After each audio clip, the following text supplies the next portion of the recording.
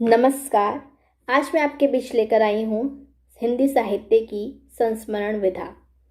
काशीनाथ सिंह द्वारा रचित याद हो कि ना याद हो कई बड़े साहित्यकारों पर लिखा गए संस्मरण है। इसमें से एक संस्मरण जो है त्रिलोचन पर भी लिखा गया है। तो आज हम उसी संस्मरण की यहाँ पर चर्चा करेंगे। संस्मरण का नाम है दंत कथाओं में त्रिलोचन। यदि मैं तुम्हारे प्रिय गान नहीं गा सका तो मुझे तुम एक दिन छोड़ चले जाओगे। प्यार का प्रवाह जब किसी दिन आता है, आदमी समूह में अकेले अकुलाता है। किसी को रहस्य सौंप देता है, उसका रहस्य आप लेता है। ऐसे क्षण प्यार की ही चर्चा करोगे और चर्चा अर्चा करोगे और सुनोगे सुनाओगे। माँ की जीभ सिल जैसी थी। क्या मजाल जो कोई शब्द या ध्वनि उस पर आए और पिसकर चटनी ना हो जाए। उसकी जीभ पर आते ही विष्णु चंद्र शर्मा वेणु, मल्ल जी मईल जी, गिरिजेश राय गिरगेस, वोहरा गोहरा, आचार्य जी आचार्य जी और विद्यासागर नौटियाल लोटिया और पियंकर पियक्कड़ हो जाते। उसका खुद का नाम वागेश्वरी था, जिसे वह लजाती हुई थोड़ा घूंघट निकालकर बगेसरा बोलती। सुल्तानपुर जिले के चिरानी पट्टी गांव के ठाकुर वासुदेव सिंह उर्फ त्रिलोचन शास्त्री को हमेशा तस्तरी बुलाती। माँ तस्तरी नहीं, शास्त्री। मैं उससे सही बुलवाने के लिए कहता। वो कोशिश करके थक जाती और बोलती, जा बचवा, कैसन कैसन नाव है, तस्तरी थरिया गिलास लोटा, और हंसने लगती। माँ ने शास्त्री जी को देखा नहीं था, लेकिन उनकी इज्जत करती थी, इसलिए कि उसका बड़ा बेटा उनकी इज्जत करता था और जब कभी गर्मियों की छुट्टियों में गांव जाता था, उससे तस्तरी जी की चर्चा करता था। वह बातें तो ढेर सारी बताता रहा होगा, लेकिन माँ को केवल इतना याद रहा था कि तस्तरी जी एक गगरा पानी पीते हैं और रसोई की रसोई चट कर जाते हैं। इसलिए जब माँ 53 की जुलाई में मेरे साथ बनारस आई और एक दिन भैया ने शास्त्री जी को खाने पर बुलाया तो माँ सन्न रह गई। उसकी समझ में ना आया कि हंसे कि रोए। वो उठी और चुपचाप रसोई घर में चली गई। वहां से लौटकर मेरे कान में कहा, अगर तस्तरी जी न आते तो सबकी खातिर एक पनहरिया भर रातीब था। और जब शास्त्री जी ने आते ही मुझसे कहा कि पंडित पानी लाओ और सुनो, गिलास नहीं हाथ में सुराई लाना, मैं तो डर गया। लेकिन शास्त्री जी के खा लेने के बाद वो प्रसन्न होने के बजाय चिंतित और दुखी हो गई। बेराम तो नहीं, भरपेट खाया भी नहीं, बात क्या है? सुना है शास्त्री जी अपने जन्म से 18 साल पहले लाहौर में रिक्शा चलाया करते थे। एक दिन उनके रिक्शे पर संस्कृत के विद्वान डॉक्टर सूर्यकांत, जो 7वें दशक में काशी हिंदू विश्वविद्यालय के संस्कृत विभाग में अध्यक्ष थे, कॉलेज जाने के लिए आ बैठे। उनके हाथ में कालिदास या भवभूति की कोई किताब थी। वे विचार मग्न कोई श्लोक बुदबुदा रहे थे, लेकिन वो उपस्थित नहीं हो पा रहा था। शास्त्री जी सुनते रहे और रिक्शा खींचते रहे। आखिरकार उनसे नहीं रहा गया और उन्होंने जब वो चरण पूरा किया जहां वो अटक रहे थे तो सूर्यकांत विस्मय का ठिकाना न रहा। उन्होंने शास्त्री जी की प्रतिभा पर मुग्ध होकर कहा, पूज्यवर, अब आप बैठे, मैं रिक्शा खींचता हूं। त्रिलोचन जी ने उसका प्रस्ताव ठुकरा दिया। त्रिलोचन जी ने उनका प्रस्ताव ठुकरा दिया और देववाणी में उनसे बतियाते हुए कॉलेज तक ले गए। शास्त्री जी कभी झूठ नहीं बोलते। झूठ में इतना साहस ही नहीं कि उनके पास आकर सुरक्षित रह सके। वो उनके दांतों के बीच पड़कर चने की तरह पटपटा उठता है और सच होने के लिए तड़पने लगता है। यकीन ना हो तो आप शास्त्री जी से कहकर देखें कि शास्त्री जी, सुना है सन 57 के गदर के शुरुआती दौर में आप ही ने मंगल पांडे के भीतर राष्ट्रीय चेतना पैदा की थी। शास्त्री जी ईमानदारी से आपके इस कथन का प्रतिवाद करेंगे। नहीं, ये झूठ है। उनके गांव में मेरी ननिहाल जरूर थी, छुट्टियों में जाता भी था, उनके साथ गुल्ली डंडा भी खेलता था, कुश्तियां भी लड़ता था। वे मेरे अच्छे मित्र बन गए थे। लेकिन जिन दिनों वे फौज में भर्ती हुए, उन्हीं दिनों मैं सुखसागर वाले मुंशी सदा सुखलाल के बुलाने पर आगरा चला गया था। और फिर शास्त्री जी मंगल पांडे के बारे में ऐसी ऐसी सूचनाएं देंगे जो ना गजेटियर में मिलेंगी ना इतिहास में। उनके आत्मविश्वास और लहजे में ऐसा सम्मोहन और जादू होता है कि आप सोच भी नहीं सकते कि वे सूचनाएं गलत हैं, और सच कहिए तो गलत होती भी नहीं। अगर आप प्रमाण चाहेंगे तो वे उसी सन के आसपास के लिखित और मुद्रित किसी गिलबर्ट या रिचर्ड लिविस या जीवन राम चौरसिया की किताब का जिक्र करेंगे, जिसे आप चाहें तो तंजावुर के अयप्पा पुस्तकालय, जो है भी या नहीं इसे कोई नहीं जानता, में देख सकते हैं। हाँ, एक आदमी और है जिसके पास जीवन राम की किताब होनी चाहिए। वे हैं मनोहर लाल याज्ञिक, बेगूसराय से 36 किलोमीटर दूर मालीगंज में। पता नहीं इस समय वे जीवित हैं या दिवंगत हो गए। आप आंखें फाड़े उन्हें सुनते रहेंगे और संदेह का कोई कारण न होगा। और आश्चर्य की बात यह कि मुमकिन है बताई हुई जगहों में न सही कहीं ना कहीं ये किताबें और लेखक सचमुच हों। कलातीत है ये त्रिलोचन। कोई सदी नहीं, कोई स्थान नहीं, कोई भाषा नहीं जहां और जिसमें न घुमा हो त्रिलोचन। जब वो हाथ फेंकते हुए सीना ताने कुर्ता पजामे में लंबे लंबे डग भरता हुआ बनारस की सड़कों, घाटों और गलियों से गुजरता है तो देखकर लगता है ये नगर इस आदमी की आंखों के सामने बसा है। जब ईंटें नहीं थी तो इन टेढ़ी मेढ़ी संकरी गलियों में पत्थर बिछाने की सलाह इसी ने दी होगी। इसी ने कहा होगा गंगा से कि जरा हट के बहो, घाटों को ठिकानों से बन जाने दो। कभी देखा नहीं लेकिन सुना है कि सिंह नाक की सीध में जलता है, निर्भय और बेपरवाह। मैंने कभी त्रिलोचन को सोए हुए नहीं देखा, जब भी देखा चलते हुए देखा। मुझे नहीं मालूम कि वो कभी सोता भी है या नहीं। रात और दिन का फर्क जिसके लिए होता हो उसके लिए हो, त्रिलोचन के लिए नहीं। जब से ये नगर बसा है तब से त्रिलोचन सिर्फ चल रहा है। बनारस हो या भोपाल, दिल्ली हो या सागर, त्रिलोचन अपनी पीठ पर गठरी की तरह चिरानी पट्टी बांधे चल रहा है।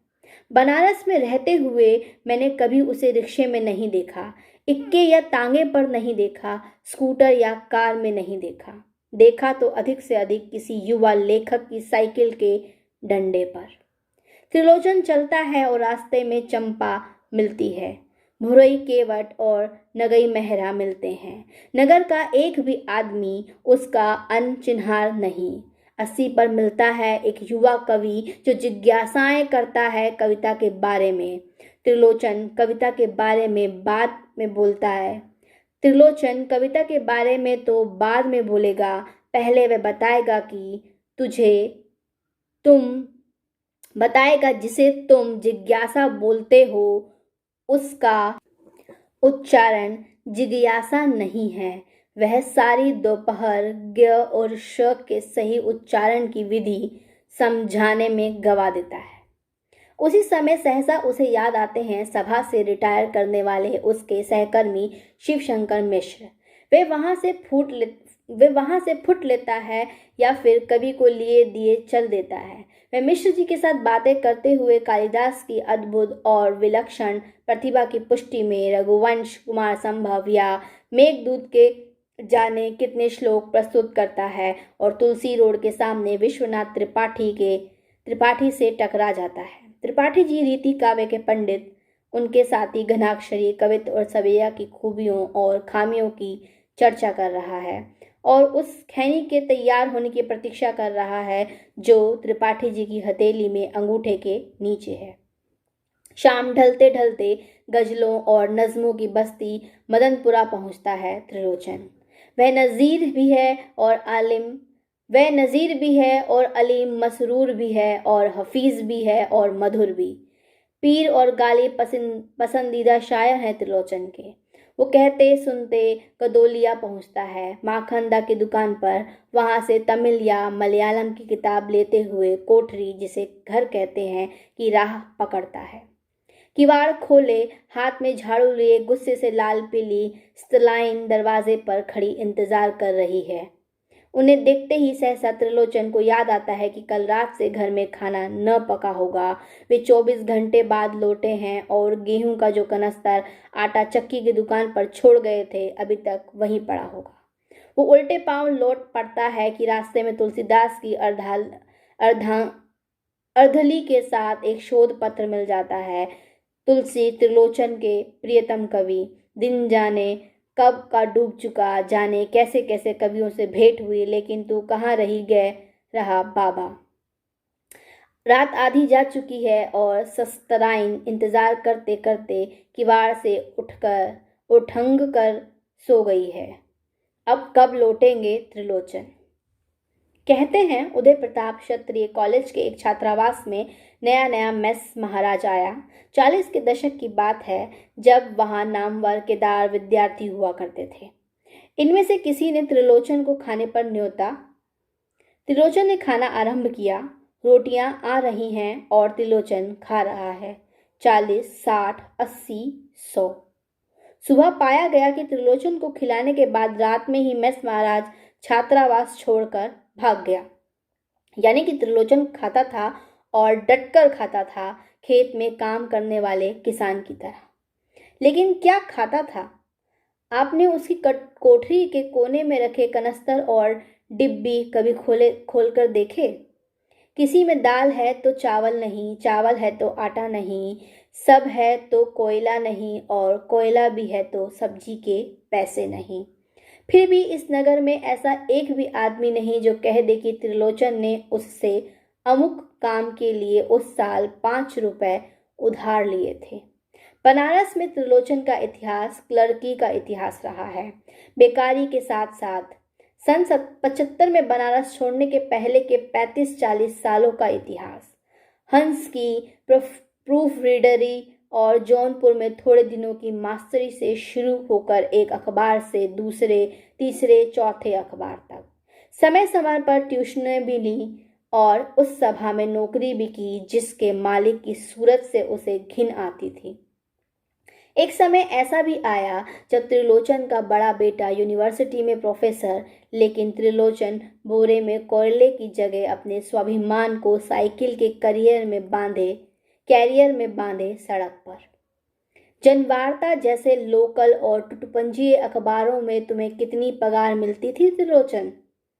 तुम्हारे कुर्ते और पजामे में ये छेद कितने महीनों से, सालों से हैं त्रिलोचन? त्रिलोचन, मैं बहुत धीमे से तुम्हारे कान में ये पूछ रहा हूँ, तुम दोपहर बाद और रात को विदा होने से पहले बाल्टी बाल्टी भर पानी क्यों पिया करते हो? इसके बावजूद इस नगर में शायद ही कोई हो जिससे त्रिलोचन ने कहा हो कि इन दिनों बड़ी तंगी में दिन काट रहे हैं। हो सके तो कोई काम धंधा दिलाओ। बीवी को होली पर साड़ी चाहिए, कोई बंदोबस्त करो। बेटा मनमानी कर रहा है, मेरी नहीं सुनता। जाहिल और मूर्ख सहायक तिवारी मेरा बॉस हो गया है। मेरा कुर्ता चिथड़ा हो गया, पजामा तार तार हो गया, चप्पल टूट गई है, सर्दी हो गई है, बुखार हो गया है, सिर दर्द हो रहा है, पड़ोसी ने स्कूटर खरीद ली है, बीवी बीमार है और मुंह फुलाए है, आदि आदि। मुझे हैरत है कि बनारस ने ऐसे आदमी को जिंदा क्यों छोड़ा, ऐसे शख्स को जो सिर्फ दूसरों की सुने, उन्हें उपाय बताए, उनके सुख दुख में शामिल हो, और जब अपनी बारी आए तो कविताओं में चला जाए, बातें करनी हो तो सानेटों से करे। इसी बस्ती में रहते हुए, तिरस्कार और उपेक्षाएं झेलते हुए, किसी से कोई शिकायत या मिन्नत न करते हुए, दूसरे के आगे हाथ फैलाए बगैर एक आदमी सिर उठाए ताव से जीता चला जाए। इससे बढ़कर क्या तौहीन हो सकती है इस बनारस की। भला ये भी कहने में कोई मजा है कि इस बस्ती में 40 वर्षों से एक त्रिलोचन रहता था, जिसका कुछ नहीं उखाड़ सकी मुसीबतें। सच कहता हूँ मित्रों, अगर नवाबी के दिन होते और मैं काशी राज्य का नवाब या राजा होता तो इस आदमी को खड़ी दोपहरिया में गोधुलिया चौराहे पर फांसी पर लटका देता सरेआम। ऐसा इंसान समाज के लिए बेहद खतरनाक है। खतरनाक इसलिए नहीं कि उससे, उसकी हरकतों से, उसकी भाषा से समाज के लिए खतरा है, बल्कि इसलिए कि जहां हर शख्स परेशान हो, भाग दौड़ में लगा हो, चेहरे पे चित्कार लिए घूम रहा हो, वहीं एक कमबख्त कोई शास्त्री है जो जिंदगी से छेड़छाड़ और ठिठोली करता नगर की ऐसी तैसी कर रहा है। वह साइकिल से गदोलिया जा रहा है कि देखता है नकेल पकड़े एक आदमी ऊंट को चौराहा पार करा रहा है। उसके मन में कौतुक सूझता है, क्यों ना ऊंट के पेट के नीचे से साइकिल चलाते हुए पार निकल जाए, और वो चुपचाप लोगों के रोकते रोकते घुस जाता है ऊंट के नीचे। कुछ खास नहीं होता इसके बाद, सिर्फ कपड़े फटते हैं और एक हाथ टूटता है। वो दूसरे हाथ से साइकिल थामे लहूलुहान 3 मील चलकर जाता है डॉक्टर के पास। डॉक्टर, प्लास्टर नहीं चलेगा यहाँ, बस जरा सा ये हाथ सीधा कर दो। 80 बाद में बसा जब नामवर लोलार्क कुंड आए, साधु बेला से बासंती निकलनी शुरू हुई और केदार विजय मोहन ने उस मोहल्ले में डेरा लिया। इसके पहले लेखकों के अड्डे थे, कम्युनिस्ट पार्टी कार्यालय के नीचे का रेस्टोरेंट और दशाश्वमेध पर डेढ़सी पुल। बेकारी के दिनों में त्रिलोचन इन्हीं के बीच कहीं ना कहीं दिख जाता था।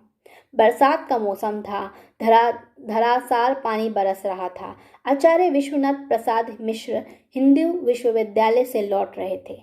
चौराहे पर उन्होंने रिक्शा छोड़ा और छाता लगाए धोती खटियाए घर के लिए बांस फाटक वाली रोड पर बढ़े। देखा फुटपाथ पर अधभीगा त्रिलोचन खड़ा है, मात्र कुर्ता। आचार्य ने पूछा। त्रिलोचन ने कांख में दबाए कपड़े की ओर इशारा किया। नहीं, पजामा भी है, छींटे कीचड़ पड़ रहे हैं तो अधोवस्त्र मात्र लंगोट। कहते हुए आचार्य ने जांघों के आगे से कुर्ता उठा दिया। शिव हो, शिव हो। आचार्य ने हाथ जोड़ लिए और मुंह दूसरी ओर फेर लिया। अरे कुछ तो पहन लिया होता महाराज। कौन जाने वो वही पजामा रहा हो जिसे मैंने सन 57 में कौन जाने यह वही पजामा रहा हो जिसे मैंने सन 47 में देखा था। मैं 10-11 साल का रहा हूँगा जब मेरे मझले भाई गोना कराने आए थे रैपुरा। सकल डीहा स्टेशन से 3 किलोमीटर दूर अंधेरे में भैया स्टेशन से त्रिलोचन के साथ आए थे होली के एक दिन पहले सीधे बारात में। जब बारात विजय की तैयारी में चलने को हुई तो खबर लगी कि घरातियों ने एक कंडाल रंग घोल रखा है और जब पंगत बैठ जाएगी तब रंग पड़ेगा। खास तौर से नौशा के बड़े भाई और उनके साथ आए खास मेहमान त्रिलोचन पर। त्रिलोचन कुर्ता पजामा उतारकर लंगोट पहने चल पड़े। घोषणा कर दो कि यहाँ रंगोबू से डरने वाले नहीं, जिसको जितना रंग डालना हो डाल ले। मुझे याद है कि पूरे गांव में इस सूचना से कि बनारस से आया एक बाराती लंगोट पहनकर खाने आ रहा है, तहलका मच गया था। त्रिलोचन रैपुरा और मेरे गांव से आए बारातियों के बीच अचंबा हो गए थे। ये मेरा उनका प्रथम दर्शन था जब मैंने भैया को गांव वालों से कहते सुना कि यही एक पजामा कुर्ता है, रंग जाएगा तो किधर निकलेंगे। मैंने त्रिलोचन को देखा नहीं है, सुना है। उससे बनारस में 25-30 सालों के दरमियान अक्सर भेंट हुई है, लेकिन कभी नहीं देख सका। देखना एक कठिन क्रिया है। देखने का अर्थ है आंखों के रास्ते उस आदमी के दिल तक पहुंच जाना, उसके दिमाग के कोने अंतरे तक झांक आना, उसकी आंतों के चक्कर लगा आना। मैंने त्रिलोचन को जब जब देखने की कोशिश की, पाया है कि उसकी आंखों पर पारदर्शी शीशे का एक निहायत अभेद्य बंद फाटक है जो आपको धक्का मारकर दूर ठेल देता है। अगर किसी तरह से उसे खोल भी दें तो आपके हाथ कुछ नहीं लगने वाला। वो बार बार आपकी पकड़ से छूट जाएगा, सरक जाएगा, या तो आपके हाथ में उसके कपड़े रह जाएंगे या शब्दों को चबाते उसके ओंठ। आप उससे निराला के बारे में पूछिए, वो निराला से खिसक कर भलभद्र पढ़ीस पर चला जाएगा। मैथिली शरण गुप्त के बारे में पूछिए, सिया राम शरण गुप्त की बात करने लगेगा। शमशेर की गजलों की बात कीजिए, वो गालिब की ओर चल देगा।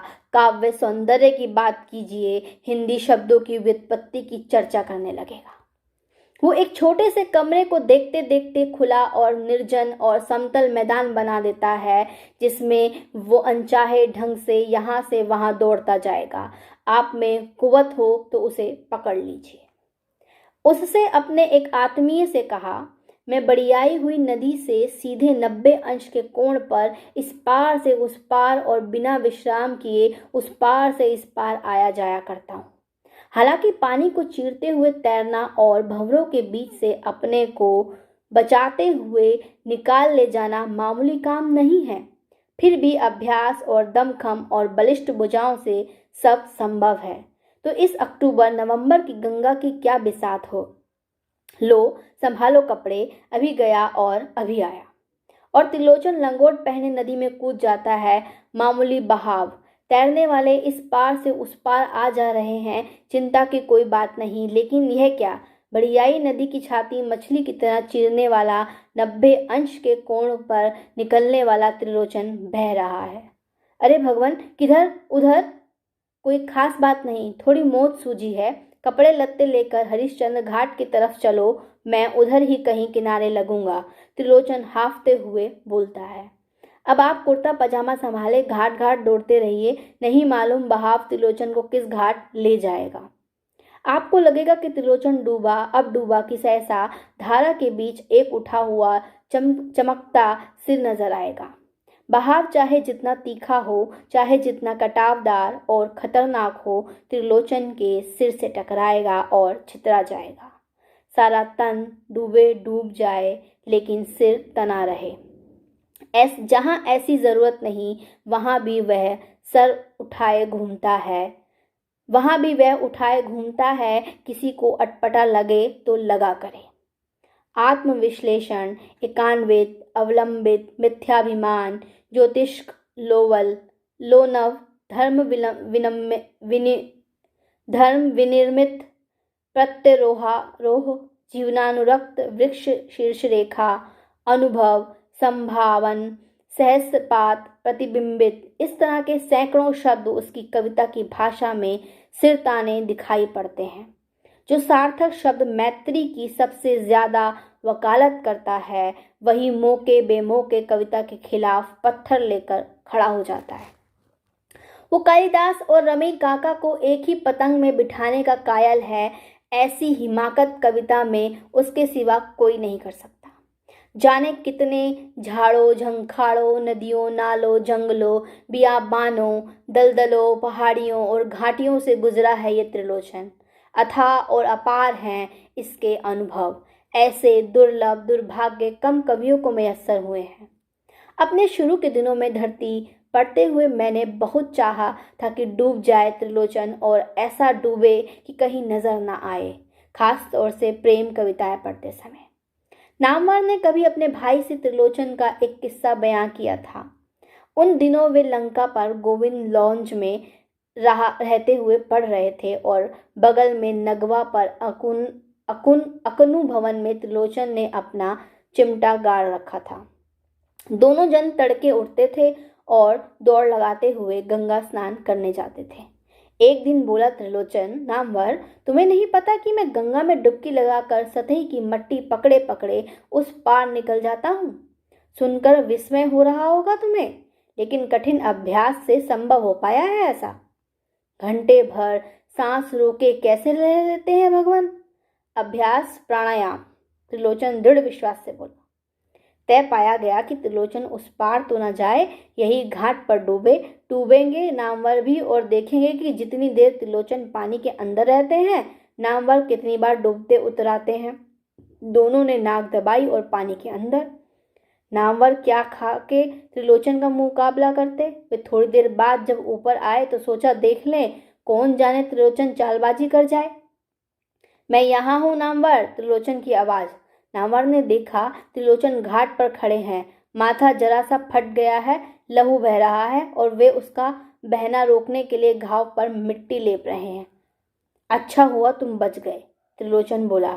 हुआ ये कि जैसे ही मैंने डुबकी लगाई, एक मुर्दा आकर भिड़ गया। दरअसल वह पहले से ही इस ताक में रहा होगा, फिर तो कुश्ती मारपीट क्या क्या नहीं हुआ। उसने अपनी ओर से कुछ उठा नहीं रखा, लेकिन मेरे आगे तो जीवन मरण का प्रश्न था। जैसे ही उसे पछाड़ कर पकड़ना चाहा, वह भाग खड़ा हुआ। ये उसी की हड़ियल उंगली की खरोच है। नामवर ने पलटकर पानी की ओर देखा। नहीं, बिल्कुल नहीं। कोई दुस्साहस न करो, त्रिलोचन ने हाफते हुए कहा। नामवर पानी में हल गए और 2-3 कोशिशों के बाद एक ऐसी फूटी हुई हड़िया लेकर ऊपर आए जिसमें त्रिलोचन के सिर के बाल फंसे थे। जिन दिनों नामवर ने अपने भाई को यह घटना सुनाई थी, उन दिनों ना तो वे इतने बड़े आलोचक थे और ना इतना बड़ा कवि त्रिलोचन। हड़िया वास्तविकता है और मुर्दा सपना। तैर कर तो सभी पार कर जाते हैं गंगा, लेकिन त्रिलोचन वो जो बड़ियाई गंगा को तब पार करे जब मल्लाहों में भी साहस ना हो। पानी की सतह पर हाथ पांव फेंकते तो सभी चले जाते हैं, पर उस सभी हाथ पैर पानी की सतह पर हाथ पांव फेंकते तो सभी उस पार चले जाते हैं। त्रिलोचन वो जो नदी के धरातल की माटी पकड़े पकड़े निकल जाए उस पार। जगह में तो सभी चलते फिरते नहाते धोते हैं, लेकिन त्रिलोचन वह जो पूरी बस्ती के सो जाने पर नींद में अकनू भवन से उठे, कमरे में ताला लगाए, गंगा में नहाए, तैरे, कपड़े बदले, फिर नींद में ही लौट कर आए, डारा पर भीगे कपड़े फैलाए और सो जाए। टहलते तो सब हैं सुबह सुबह, लेकिन 2-3-4 मील, मगर त्रिलोचन भी इतना ही टहले तो क्या टहले। वो टहलेगा तो मुगल सराय से पहले दम नहीं लेगा, भले लौटकर बीमार पड़ जाए। नामवर इम्तिहान दे रहे हैं, केदार इम्तिहान दे रहे हैं, शंभुनाथ और बच्चन सिंह और ठाकुर प्रसाद सिंह और रामदर्श मिश्र और सभी लोग किसी न किसी डिग्री के लिए इम्तिहान दे रहे हैं। त्रिलोचन में अंग्रेजी से एमए करेगा और इम्तिहान देगा, लेकिन वो त्रिलोचन क्या जो इम्तिहान दे। महीनों रात दिन तैयारी करने के बाद जिस सुबह से इम्तिहान होगा, त्रिलोचन कमरा बंद करके जब तक दंड पेलेगा, जब तक परीक्षा की तीसरी घंटी न बज जाए। यह है सपनों का त्रिलोचन, हंडिया में मुर्दे देखने वाला त्रिलोचन। वो आकाश छूना चाहता है, लेकिन ये भी चाहता है कि उसके पांव धरती न छोड़े। वो अपनी कविता फेरी वाले की तरह गांव गांव, नगर नगर, गली गली, डगर डगर घूमता हुआ संभावनाओं से भरे हर युवा कवि लेखक को पुकारता रहा। सपनों से ही मेरी झोली भरी हुई है, घर के बाहर के, पास के पड़ोस के, देश के विदेश के, भूखे ग्रहलोक के, नदी के, समुद्र के, जहाज के, विमान के, पर्वत के, बादल के, मुक्ति के विधान के। सपने लो मंचिते सपने लो।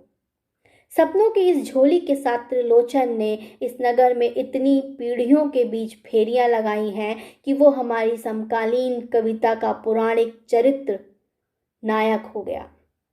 जो भी असंभव है, अविश्वसनीय है, चमत्कारिक है, कल्पनातीत है, वो सारा कुछ इस कवि व्यक्तित्व के साथ जोड़ दीजिए, और जोड़ ही ना दीजिए, उसमें शेपक पर शेपक बढ़ाते जाइए। कोई नहीं कहेगा कि ये त्रिलोचन के बस का ना रहा होगा। त्रिलोचन आज से 30-40 साल बाद कौन ये विश्वास करेगा कि 1.25 लाख सानेट लिखने वाला त्रिलोचन इसी नगर का था? कौन मानेगा कि उसे अपने पांवों के नाप से छोटे जूते पहनने की लत लग गई थी? कौन सुनेगा कि सानेट की 14 नंबर की साइज उसकी अपनी साइज नहीं थी। त्रिलोचन, मुझे हमेशा लगता है कि तुम्हारा कद तुम्हारी कविताओं से बड़ा है, और शायद काफी बड़ा। धन्यवाद।